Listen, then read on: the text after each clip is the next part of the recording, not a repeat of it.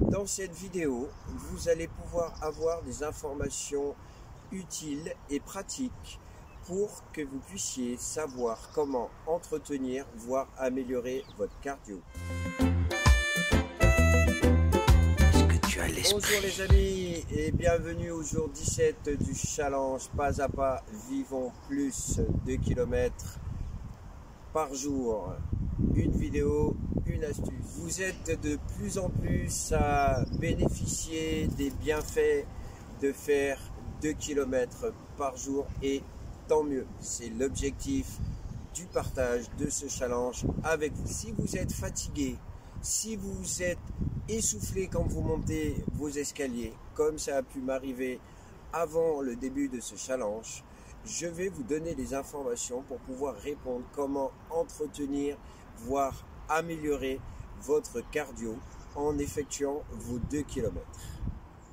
Mais avant cela, petit rituel, je vous invite à me suivre pendant ma séance d'échauffement que j'ai effectuée aujourd'hui avant d'aller faire mes 2 km. Vous êtes prêts? Alors on y va. Tu as l'esprit. Allez, on va démarrer l'échauffement. Donc aujourd'hui il fait froid et j'ai pas oublié mes gants. J'espère que vous aussi ne les oubliez pas quand les températures sont basses. Franchement, ça fait une très grande différence. Allez, c'est parti. Déverrouillage articulaire avec, pour commencer, le cou et les cervicales. Les petits cercles.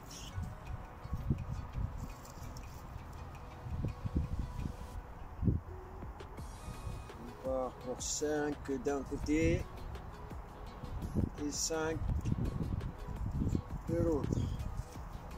Voilà, on déverrouiller au niveau de la tête, des petites tensions. Ok, on passe maintenant au niveau des épaules. Voilà, les petits cercles, une dizaine, de l'avant, de l'arrière vers l'avant.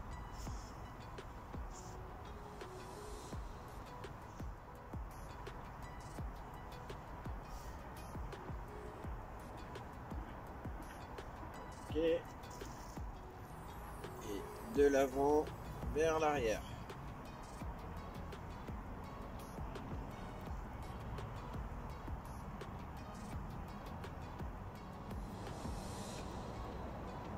Pareil, une dizaine.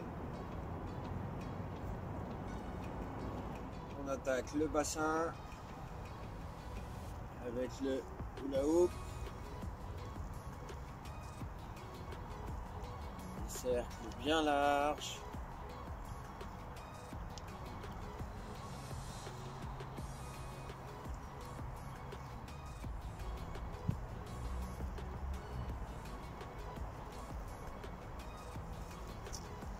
Une dizaine de cercles en ce sens.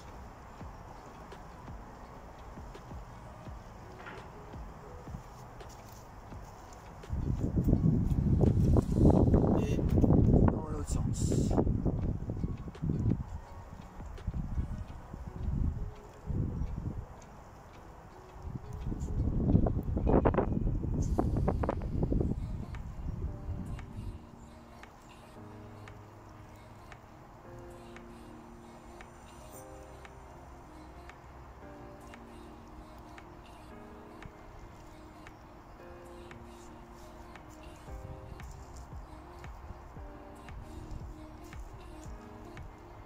Au niveau du dos, on va lever les bras et étirer le plus haut possible ses bras. On tient 10 secondes, on relâche et on remonte. Et on va essayer avec les mains d'aller toucher le ciel.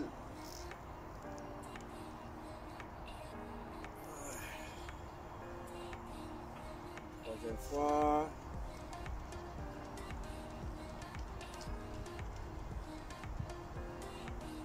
Et on relâche. les jambes. On se met jambes tendues en équilibre et on va pivoter le pied d'un côté à un autre. Voilà. Faire une rotation de la jambe d'un côté à un autre. On passe sur l'autre jambe, jambe tendue et le pied d'un côté à l'autre.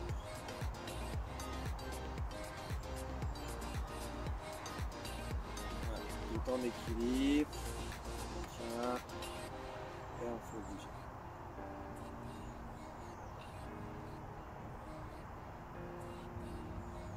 Très bien. Pour déverrouiller les genoux, on va ici les plier. Voilà. Remonter tranquillement. Pouvoir terminer une vingtaine. On va de les préparer.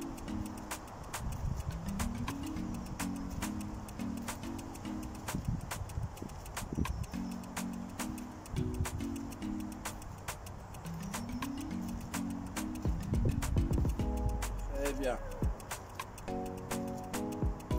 Allez, on passe à l'échauffement musculaire. Les bras. Voilà. Commencer à enchaîner des mouvements un petit peu plus actifs, toniques, pour pouvoir monter un peu en température. Et ensuite, on va augmenter aussi la fréquence cardiaque pour pouvoir être prêt à y aller. Donc là, des cercles plus dynamiques. On va commencer à bien échauffer les muscles.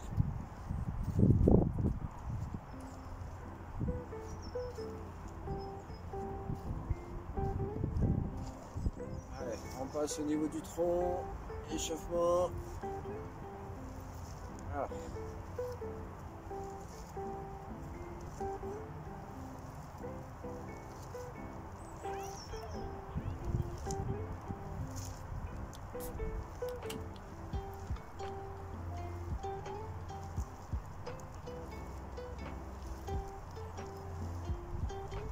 Petite vingtaine.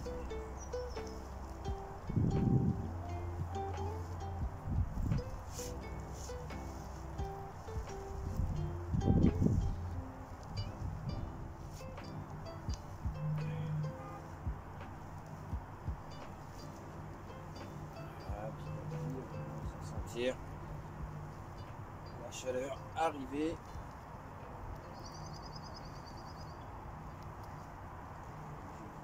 Ce matin, ça fait du bien. Les genoux, on lève.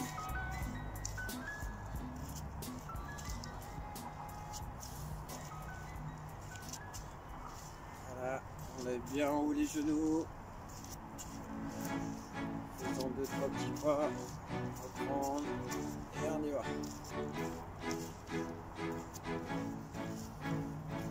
Allez.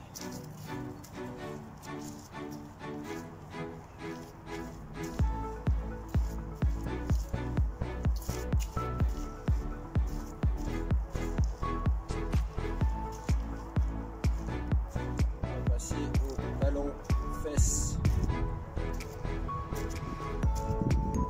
Bien faire travailler le côté de la jambe.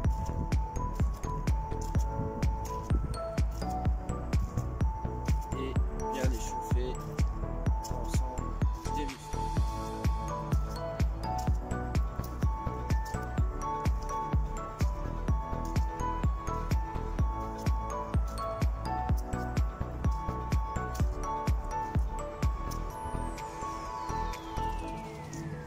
Après l'échauffement des muscles, nous allons augmenter la fréquence cardiaque en commençant à sautiller afin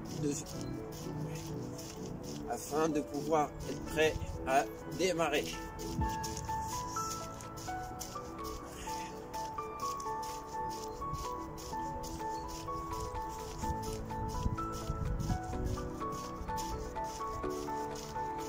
Ok. On va faire des petits fentes latérales.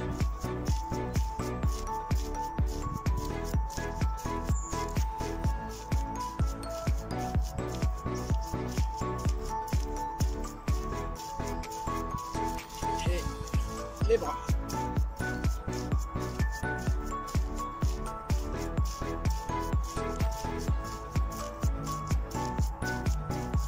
Voilà. Et ça y est, on commence à sentir l'augmentation de la fréquence cardiaque. On va être prêt à partir. Ça y est, je vous dis à plus tard. Il est temps pour moi d'aller faire mes 2 km. Et idem pour vous. Bonne balade. Est-ce que tu as l'esprit? Il est temps pour moi de répondre à la question du jour. Première chose par rapport au thème aujourd'hui, comment entretenir et améliorer son cardio. Avant de commencer le thème du jour, je tiens à signaler pour toutes les personnes ayant une pathologie cardiaque, tout comme moi, de se rapprocher d'un professionnel de santé, d'effectuer son activité physique de façon encadrée. Ceci est très important en termes de sécurité. Donc la première chose que je vais vous transmettre va être de calculer sa fréquence cardiaque maximale. Comment on calcule sa fréquence cardiaque maximale? On part sur le nombre de 220 et on enlève son âge. Donc 220 moins son âge. Cela va vous donner un nombre. Par exemple, pour moi qui ai 48 ans, 220 moins 48 est égal à 172.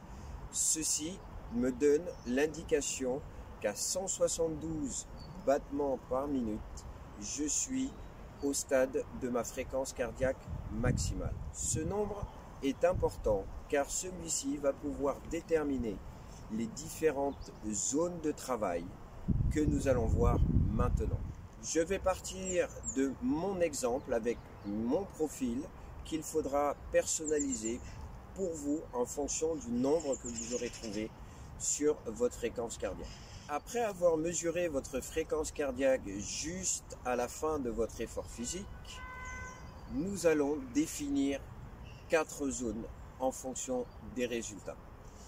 Nous avons la zone 1 qui va correspondre à 50 jusqu'à 60% de votre fréquence cardiaque maximale. Pour moi, cela correspond à une fréquence cardiaque comprise entre 86 et 102 battements par minute. Cette première zone correspond à un entretien physique général normal. Il peut correspondre aussi au niveau de l'échauffement. Nous avons la zone 2 correspondant entre 60 et 70% de la fréquence cardiaque. Pour moi, cela correspond entre 102 et 119 battements par minute. Et là, nous allons arriver à un effort qui me permet de pouvoir commencer à brûler des graisses. Nous commençons dans cette zone 2 à rentrer dans l'amélioration de la condition physique. Abordons maintenant la zone 3 qui correspond à 70-80% de sa fréquence cardiaque maximale. Donc, si je prends mes chiffres, cela correspond entre 120 à 137 battements par minute.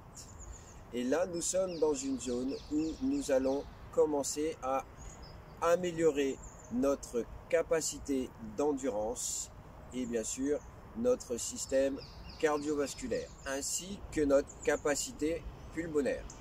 À ce niveau de forme, en zone 3, nous commençons à rentrer dans l'amélioration de la capacité pulmonaire et du système aérobie correspondant à l'endurance. Passons à la zone 4, entre 80 et 90% de votre fréquence cardiaque. Cela correspond pour mes chiffres entre 137 à 154 battements par minute. Quand on est dans cette zone 4, nous rentrons vraiment dans l'amélioration du cardio, dans le sens où nous rentrons dans non seulement l'endurance, mais en même temps la résistance à l'effort. Ça va être à partir de cette zone 4 que vous allez pouvoir améliorer votre forme physique.